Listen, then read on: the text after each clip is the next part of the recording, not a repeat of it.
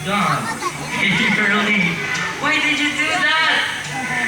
Hey, did you eat the last fish? But a lot of people saw you. Show them what happened to a bad sea lion. Paano daw? Of course, I'm only just kidding. We don't hurt our animals here at Ocean Adventure. In fact, I'm going to give Early here another chance. But this time, let's make it more difficult. Because instead on the deck, I'm going to place this juicy fish right on top of Early's nose where he can see it, he can smell it, but he cannot eat it unless I clap. Alright folks, say roll please. Come on, try to clap your hands. Louder!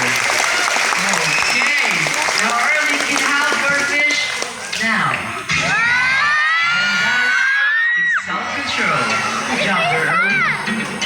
Now the Marine Patrol always tries to maintain its good community relation. So we have invited a lucky guest from you guys who'd like to meet Corey up close and personal. And this is our very own Officer Ruth. Take it away, guys.